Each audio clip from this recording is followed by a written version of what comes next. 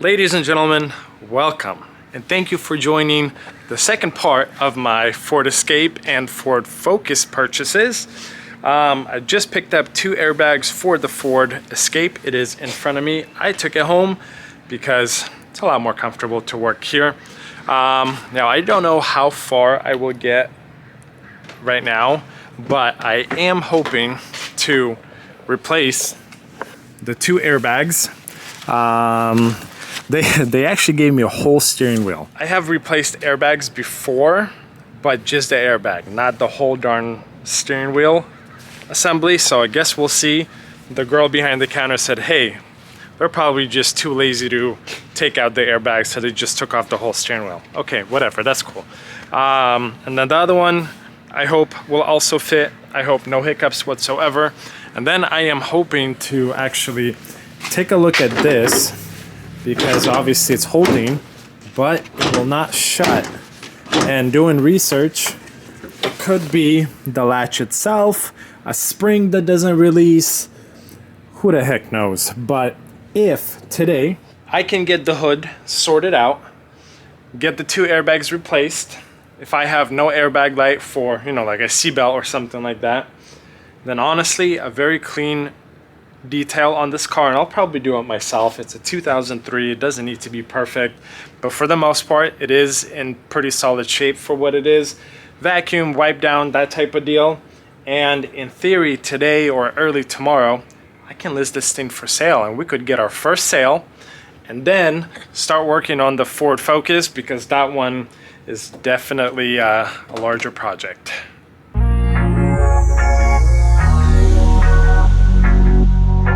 In the first video, my father drove the Ford Escape from the auction. He said it ran great, and I drove it from the lot, I think 2 days ago. It really does run really, really well. There's no rattles, there's no clunking. I mean, it's only 110,000 miles. Most of the Ford Escapes that I see for sale right now are 150 plus, so I would say this one, for what it is a very low mileage example. Here's our steering wheel airbag and steering wheel. So I'll set that there. But let me unpackage this stuff, see what we have, see if we have the right stuff, and then I can get started on disassembly and replacement. Here is our steering wheel. On, off, resume, set acceleration. Okay, so exact same steering wheel, but these buttons are a little bit more worn, I'm assuming from a higher mileage example. So I will try to disconnect just the airbag itself, but actually it might be a one piece now that I'm looking at it. There's absolutely no cuts. Okay, which is fine. I'll just need to figure out, I guess, how to take off the steering wheel. Can't be that difficult. And then here's our passenger dash airbag. This one has some rust, but honestly, that's not a big deal. And I believe I have replaced one of these on this car. I'm curious if that's bent in or if it should be like that. But yeah, if I remember correctly, just underneath you have to take off some stuff from the glove box at the bottom right there, and then you get those 4 screws, unscrew it, it should pop out, disconnect the wiring, and then essentially pop this one back in. So in theory, both of these should actually be super simple to do, and good luck to me. So this is a lot easier and simpler than I thought it would be. So you remove this cover, which was already removed here on my old one, and then you just have to spin this. Spinning this essentially releases the steering wheel, and then you pull it off. So let me get a socket that will, you know, match up to this one, and then do it for this one and try that.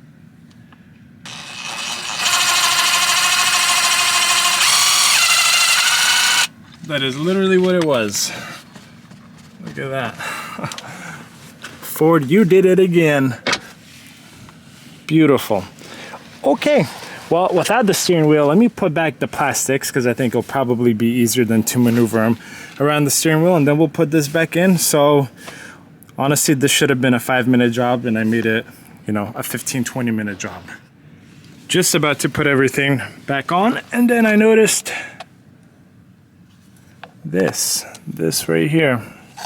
And see, this one is one piece here, but I guess whoever was pulling it out didn't do a darn good job on this one. So this will be an issue. I'm very glad that I noticed it, because if you don't have a connection, you'd have an airbag light on. So let me see if I could repair this and make it work, and then I'll put it back together.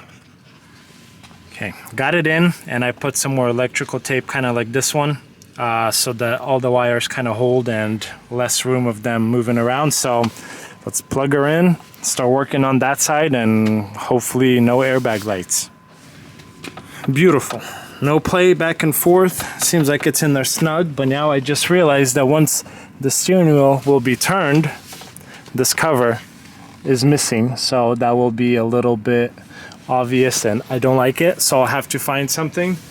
And my old one was already taken off, unfortunately. So I'll see. Maybe it's somewhere inside the trunk or something. Actually, let's take a look now. We are documenting everything. There it is. Beauty. Look at that. Look at that. Okay, so I think this side is complete.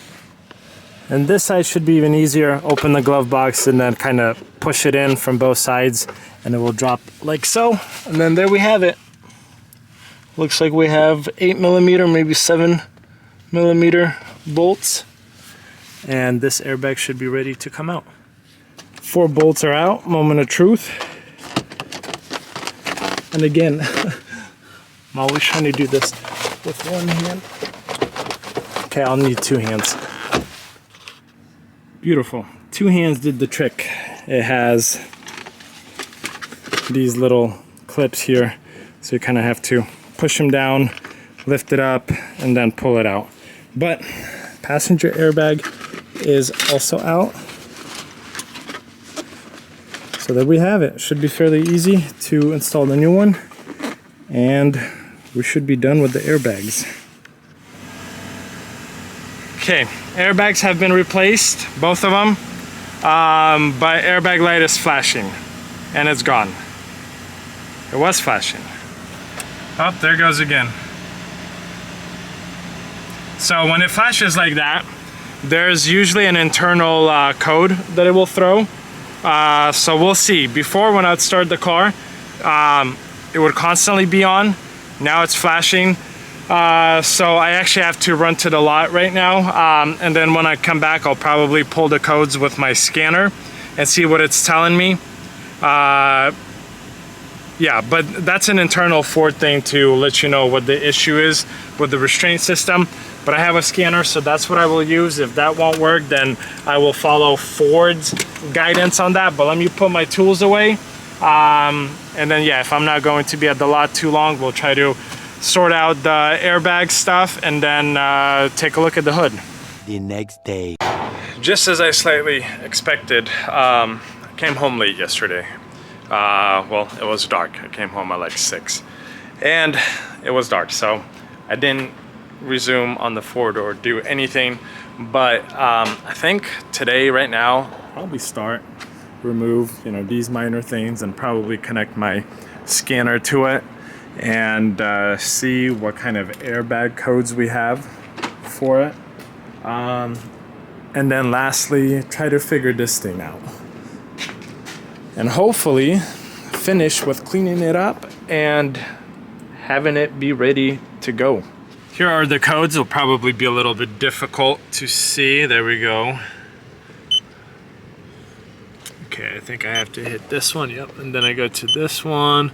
Passenger, safety retractor, and driver safety retractor. So I might need new seat belts. So let's see if I can clear these.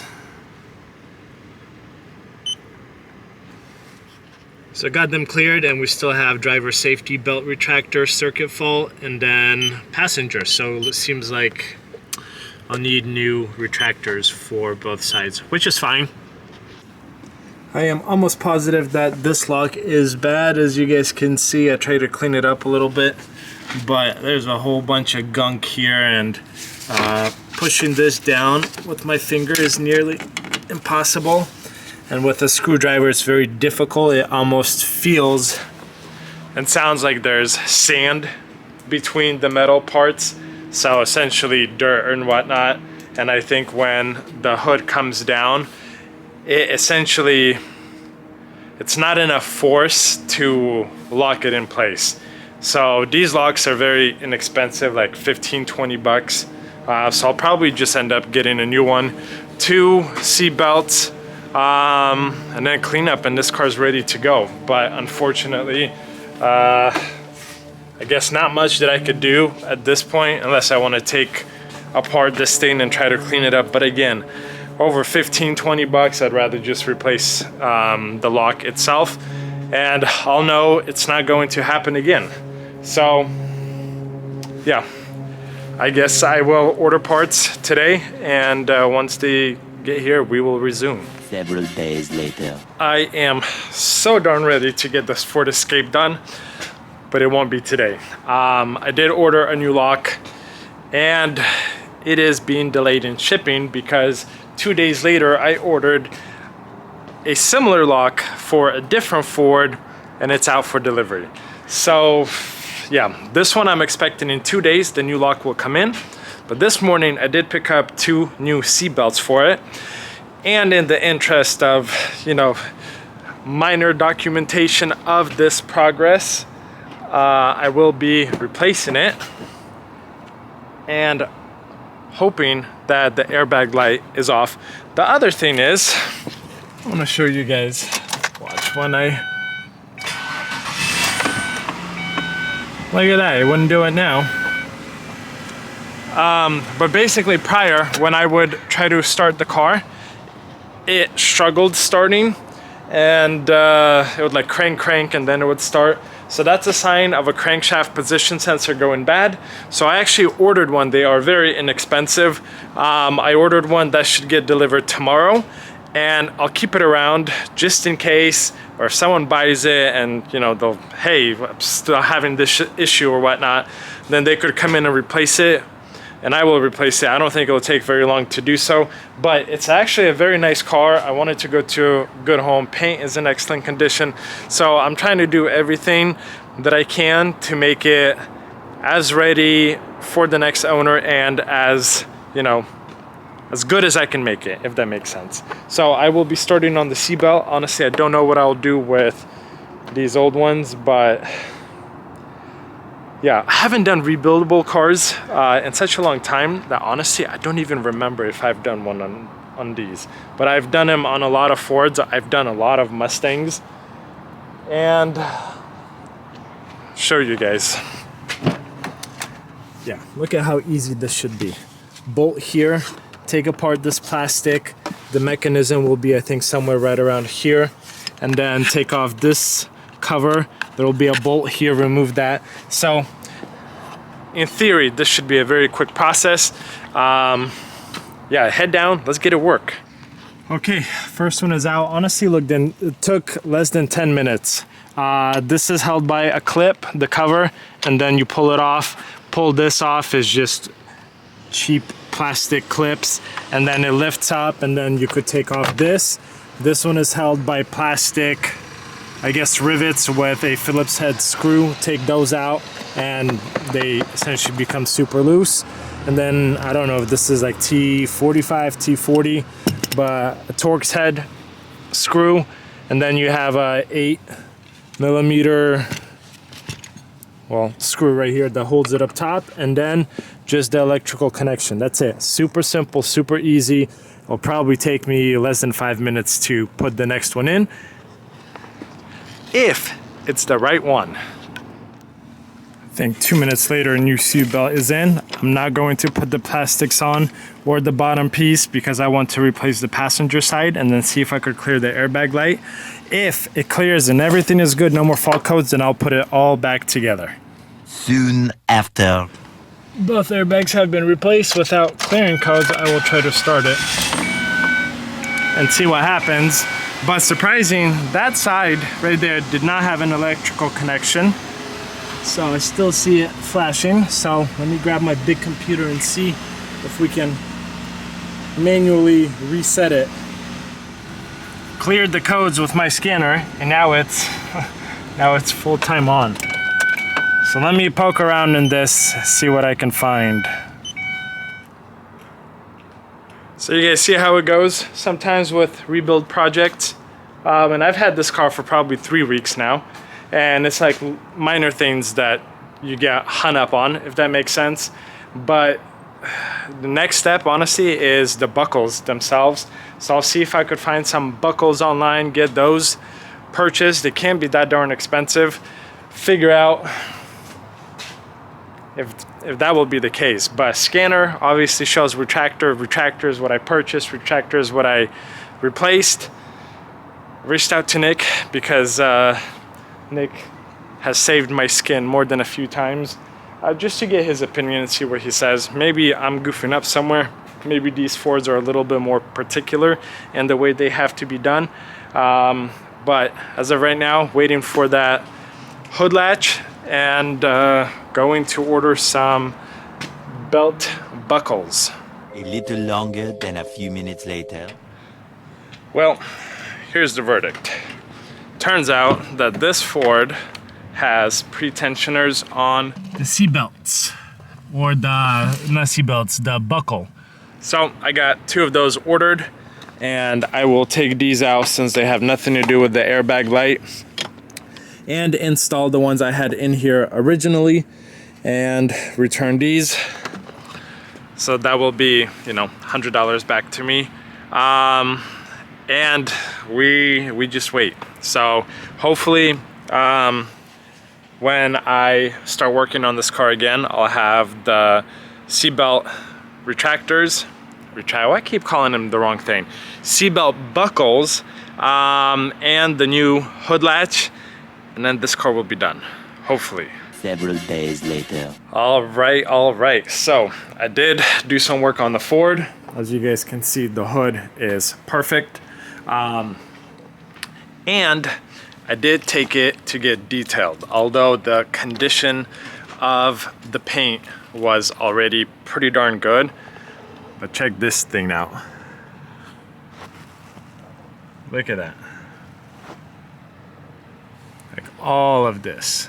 Obviously there's minor scuffs, but like look at how deep and rich the paint is. No like discoloration or anything. So very happy with it. It did get buffed, it did get detailed, and actually I picked it up last night, so I don't even know how well it was done, but it was done fairly well. Ooh, except that, how did they miss that? Okay.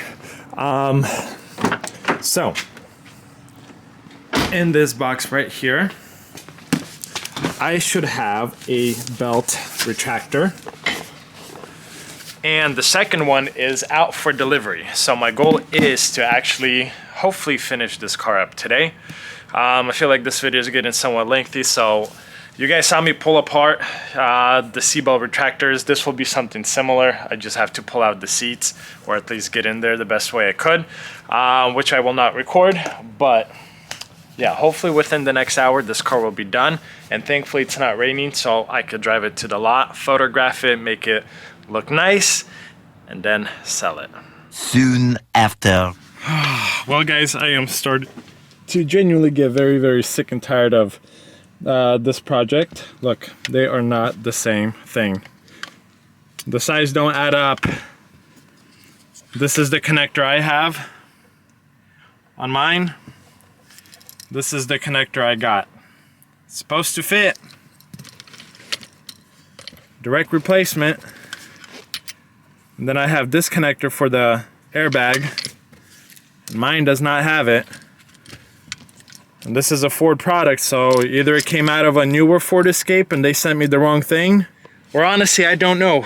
I don't know what to do. I will take apart the passenger side, see if by any crazy chance they sent me the wrong side, but I don't think so.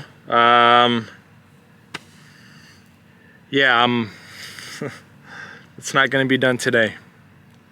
Like, look, it's just been sitting in my driveway the last more or less 2 weeks, maybe 3 weeks at this point, and wrong parts. I'm like, what am I supposed to do? I don't want to sell it like this. I want to do it right. I want to make sure customer comes in, turns the key, and they leave happy with no issues. Unfortunate, honestly, very unfortunate. 2 hours later. I did it, guys. I did it. Look at that, no more airbag light. So what did I do? I was so more or less upset that the seatbelt buckle was wrong, and my wife suggested pick and pull, and I was like, well, duh. So I went to pick and pull, spent the last hour and a half there. I actually pulled 2 different ones. So it turns out there's 3 connectors for this Ford Escape. 2 are confirmed because I pulled them out of the same body style. They're totally different connectors. The one that I received, simple Google search, it looks like it's for an 08, 09, 2010, and 2011. That's not really confirmed yet, but I have a feeling that the seller sent me the wrong one.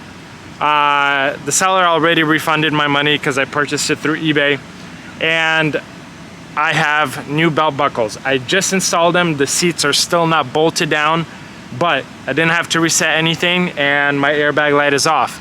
That means if I'll be able to bolt in the seats before it gets dark and make it to the lot, I will photograph it and get this car listed for sale today.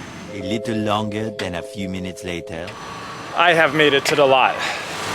And I am ready to photograph this thing. Before I do, let's take a final walk around. So this car mechanically has been sound from day one. The only thing was, that cosmetic issue, which I will not be fixing. And then obviously airbags, and then the airbag light, which I struggled with.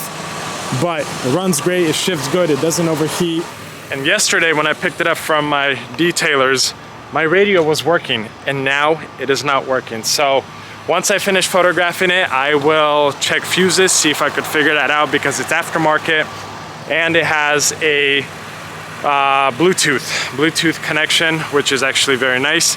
All in all, actually, like, surprisingly solid purchase. I don't even remember how much I bought it for or how much I'm in it. Maybe 1,500 bucks, I don't know. And I have no idea what I'll be listing it for, but it's done, it runs great, I made it, it's still light out. Photographing it and listing it for sale. I wanna say thank you so much for watching. Thank you so much for joining. The Ford Focus, I am working on that.